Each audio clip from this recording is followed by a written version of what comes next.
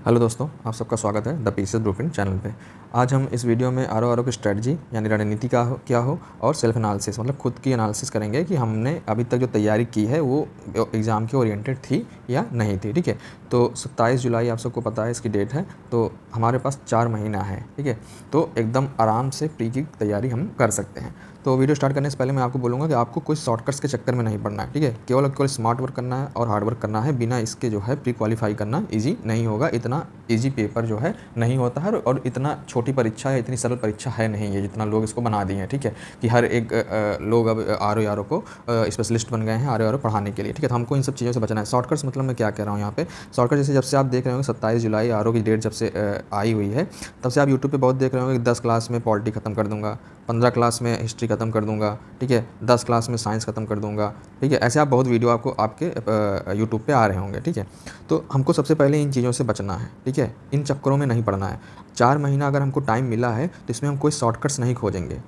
Shortcuts इसलिए नहीं खोजेंगे कि अगर हमारे पास 4 महीना है तो हम इसमें जितनी अच्छी और जितनी इन डेप्थ तैयारी हो सकती है, ठीक है, जितनी इन डेप्थ तैयारी हो सकती है उतना हम प्रयास करेंगे कि उतनी अच्छी तैयारी करें। अगर 1-2 महीना होता तब मैं कह सकता था कि हाँ, आप 10 क्लास 15 क्लास में मॉडर्न हिस्ट्री खत्म कर रहा है कोई, तो आप उसको देख के जाएँ, क्योंकि आपके पास टाइम कम नहीं है, आपके पास तैयारी करने का टाइम कम है। ठीक है, लेकिन हमारे पास जब सफिशिएंट टाइम है एग्ज़ाम के लिए, तो हम ये रिस्क क्यों लें कि हम शॉर्टकट तरीके से तैयारी करके जाएँ। ठीक है, कुछ चीज़ें छोड़ के जाएँ, कुछ चीज़ें करके जाएँ, इंपॉर्टेंट टॉपिक करके जाएँ। ठीक है, अब अगर आप यूपीपीसी 2024 का पेपर देखेंगे तो एकदम पैटर्न से अलग आ गया, तो उसमें नुकसान किसका हुआ? हमारा हुआ। ठीक है, नुकसान किसका हुआ? हमारा हुआ।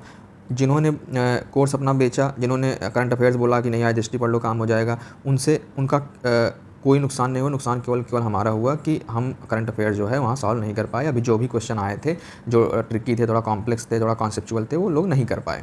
तो हमको इस एग्ज़ाम से यही सीखना है यूपीपीसीएस से कि ये वाली काम जो है हम जो यूपीपीसीएस में की वो गलती हमको दोबारा नहीं करनी है। ठीक है, हमको 4 महीने का टाइम मिला है, तो हम जितना डिटेल में किसी सब्जेक्ट को, ठीक है, खासकर जो मेजर सब्जेक्ट हैं, ठीक है, मेजर सब्जेक्ट से हिस्ट्री हो गया, ज्योग्राफी हो गया, साइंस हो गया, ठीक है, यूपी स्पेशल हो गया, मैं आरओ की बात कर रहा हूँ, तो उनके लिए हमको इस स्पेशल सब्जेक्ट हैं या मेजर सब्जेक्ट हैं उनको तो कम से कम अच्छे से कायदे से करके जाना है। ठीक है, तो सबसे पहले आपको ये बात याद रखना होगा कि इन शॉर्टकट्स के चक्कर में नहीं पड़ना है। ठीक है, ऐसे वीडियो आप देखें तो अगर आपकी तैयारी नहीं है तो आप उसको इग्नोर मारें, उसके चक्कर में अपना 10 दिन पढ़ के आप उसमें अपना टाइम वेस्ट करें और उसका कोई फ्रूटफुल बेनिफिट भी ना निकले, तब आपका मतलब टाइम वो वेस्ट ही हो गया। ठीक है, इससे अच्छा 15 जगह 25 दिन दे दीजिए, लेकिन फिर उस सब्जेक्ट से अगर किसी भी टाइप का क्वेश्चन आए तो आप उसको अटेम्प्ट कर पाएँ और उसको सही कर पाएँ। आपके दिमाग में इस टाइम केवल और केवल यही बात होनी चाहिए। ठीक है, तो अब स्टार्ट करते हैं, मतलब करते हैं स्ट्रेटजी में क्या किया जा सकता है अगर हम आर की स्ट्रेटजी की बात करें तो। ठीक है, तो जैसे अगर हम इसमें 1-2 कैटेगरी बनाएं, ठीक है, एक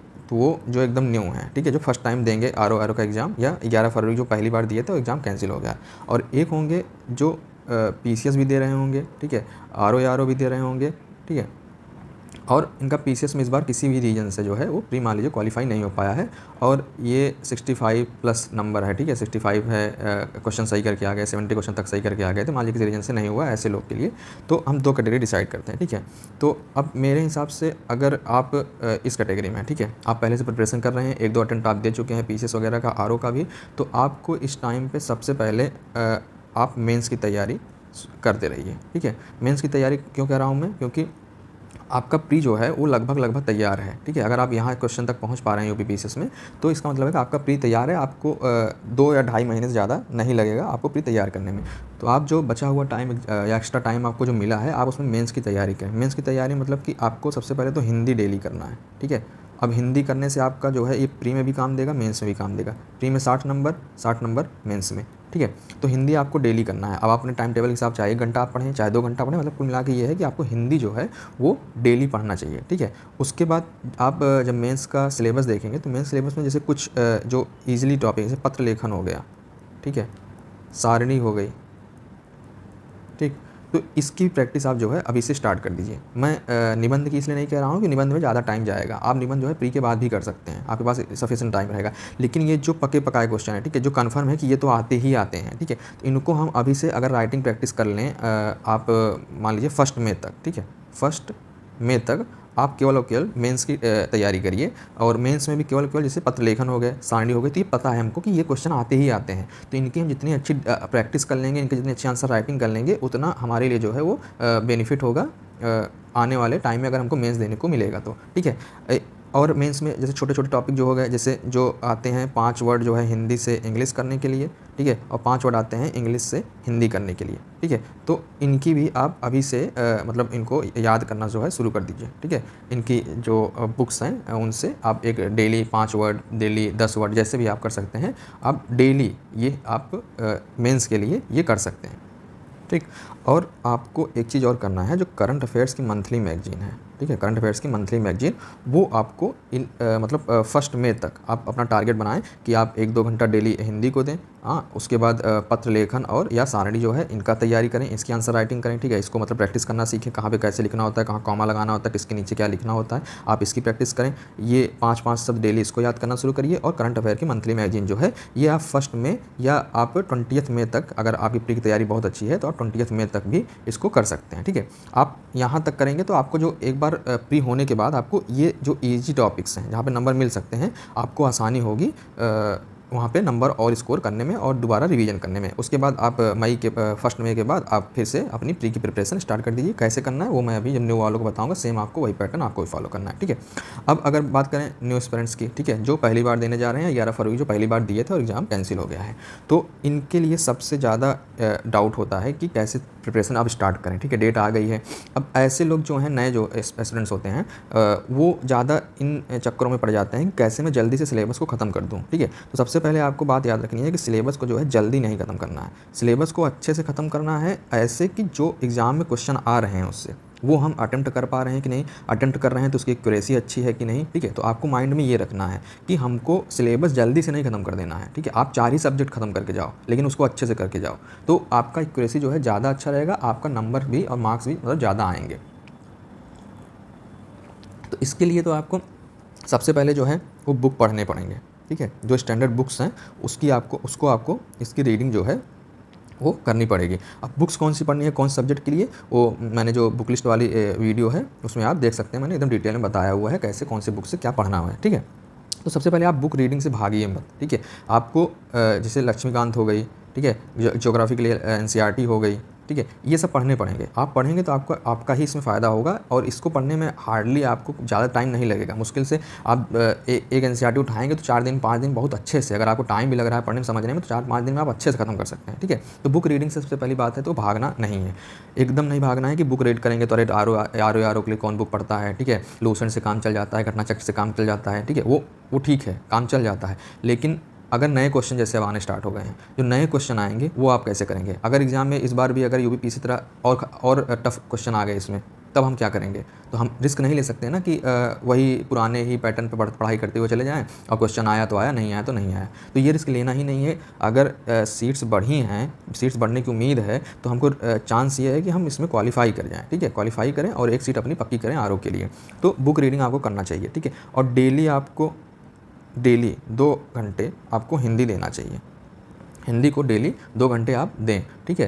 कि हम इसमें हिंदी में अगर आप हिंदी मीडियम से हैं, ठीक है, हिंदी मीडियम से हैं आप, तो आपके लिए अच्छी बात है, आपको समझ में होगी हिंदी की, तो आप जो है बुक जो है एक रीड जो आप पढ़ रहे हैं, आपका जो नोट्स है जैसे भी आप कर रहे हैं, आपको डेली हिंदी की प्रैक्टिस करनी है और उसका एग्जाम्पल जो है वो याद करने हैं, ठीक है। अगर आप इंग्लिश मीडियम से हैं, ठीक है, इंग्लिश मीडियम से हैं, तो मैं तो कहूँगा आप पहले किसी एक अच्छे टीचर से आप उसकी हिंदी की समझ पहले डेवलप करें, ठीक है। आप शब्द जानें, आपको भाषा समझ में आए, आपको व्याकरण समझ में आए, उसके बाद आप प्रैक्टिस करें और कोई भी बुक से जो मार्केट में अवेलेबल हैं, ठीक है। हिंदी पे भी मैं एक वीडियो बनाऊंगा कैसे मैंने हिंदी में इंग्लिश मीडियम से 55 नंबर जो है स्कोर किया था, जो अभी आरओ एग्जाम कैंसिल हुआ है, ठीक है। तो हिंदी आपको डेली करनी है 2 घंटे। आप मतलब हिंदी को ऐसे बना लीजिए रूटीन में कि अगर आप हिंदी नहीं करेंगे तो बाकी कुछ नहीं करेंगे, पहले हिंदी करना है, क्योंकि आरओ के लिए हिंदी जो है वो बहुत इंपॉर्टेंट है। बिना हिंदी के आपका सिलेक्शन जो है आरओ में नहीं हो सकता है, ठीक है।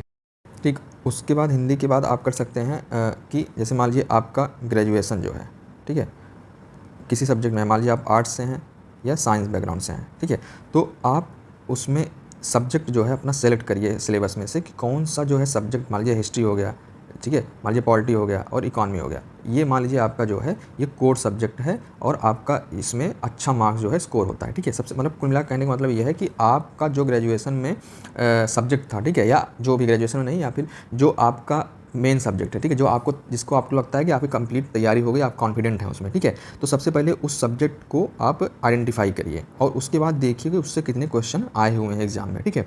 अब अगर मान लीजिए आप एग्जाम्पल लीजिए, जैसे मेरा जो है बॉटनी पीजी है, ठीक है, तो मैं ऐसे कह सकता हूँ मेरा साइंस जो है अच्छे से तैयार रहेगा, मेरा इन्वायरमेंट जो है अच्छे से तैयार रहेगा, ठीक है, मेरा जियोग्राफी जो है अच्छे से तैयार रहेगा, ठीक है। तो अब आपको क्या करना है, इस पर अभी काम नहीं करना है, ठीक है।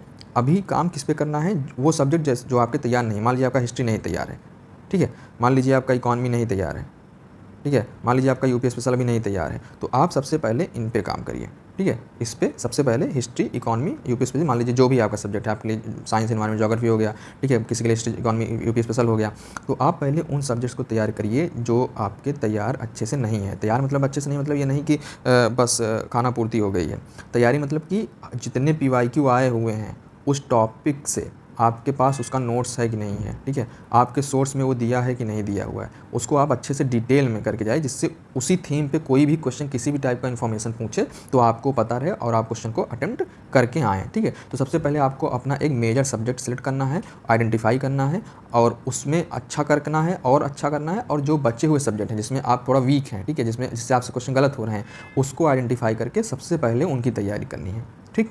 उसके बाद सबसे मोस्ट इंपॉर्टेंट है PYQ प्रैक्टिस, ठीक है। PYQ की एनालिसिस करना, उसकी प्रैक्टिस करना, ये सबसे मोस्ट इंपॉर्टेंट पार्ट है। अब इसको कैसे करना है, तो मैं कहूँगा इसको आप ऐसे 2 पार्ट में कर सकते हैं, ठीक है। पहले आप मान लीजिए PYQ लेके आए, आप क्वेश्चन एक देखिए, अब उस क्वेश्चन को देखिए कि आपके सोर्स में है कि नहीं है, ठीक है। अगर मान लीजिए आपके सोर्स में नहीं है तो उस सोर्स को या तो आप चेंज करिए या अपने नोट्स में उसको ऐड करिए, चेंज करिए या ऐड करिए, ठीक है। अब ये क्वेश्चन आपके सोर्स में मान लीजिए है, ठीक है, अगर है तो अब आप उसको देखना है कि अगर सोर्स में है तो डिटेलिंग है कि नहीं उसकी, ठीक है। मान लीजिए एक 1 लाइनर क्वेश्चन था, आपने उसको अपने नोट्स में ऐड किया हुआ है, ठीक है। अब वही 1 लाइनर बात ही उसमें लिखी हुई है, जैसे SDG है, ठीक है, सस्टेनेबल डेवलपमेंट गोल।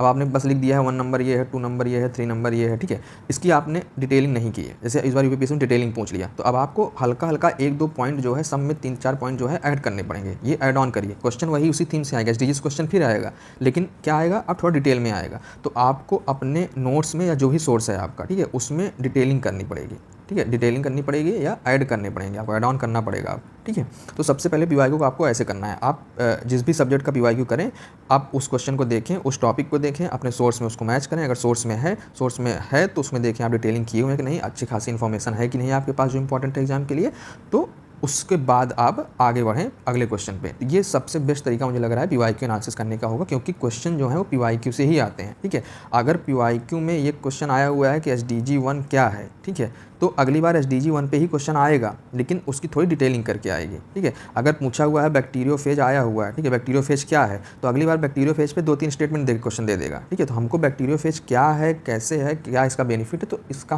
हमारा ये काम है, तो हमको ये सब पता होना चाहिए, तो हमारे सोर्स में जो है ये होना चाहिए, ठीक है। तो ये आप ऐसे PYQ एनालिसिस करके आप अपनी तैयारी ऐसे कर सकते हैं। तो कुल मिला के बस यही बात है कि थोड़ा स्मार्टली जो है हमको काम करना पड़ेगा और बिना किसी आलस के, ठीक है, बिना किसी लेजीनेस के, ठीक है, स्मार्टली थोड़ा काम करना पड़ेगा और बिना किसी लेजीनेस के कि अरे ठीक है ये तो कर लिए हैं, इतने में तो हो जाएगा, ठीक है, ये नहीं करना है, रिस्क नहीं लेना है। अच्छा खासा चांस मिला है, हो सकता है सीट जो है 600 तक पहुँच जाए, जैसे 950 पोस्ट आ गई PCS में, ठीक है। तो अगर इतने साल बाद ये तो एग्ज़ाम हो रहा है, ठीक है, उसके बाद कैंसिल हुआ, 2 साल से वैकेंसी फंसी हुई है, अब भी एग्ज़ाम हो तो हमारा टारगेट ये रहे कि इस बार ही क्वालिफाई करके दोबारा RO का एग्ज़ाम ना देना पड़े, ठीक है, हमारा टारगेट ये होना चाहिए। तो इसके लिए आपको कोई भी कोताही जो है नहीं करनी है, कोई भी ढीलापन जो है आपके अंदर नहीं आना चाहिए, ठीक है।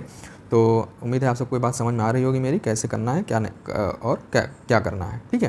तो बुक लिस्ट की वीडियो मैंने बना दिया है एक वीडियो, उसको आप देख सकते हैं, आपको वहाँ पे बुक लिस्ट जो है डिटेल में मिल जाएंगी, ठीक है। तो वीडियो कहीं से ख़त्म करते हैं, उम्मीद है आप सबको वीडियो पसंद आया होगा। Bye bye.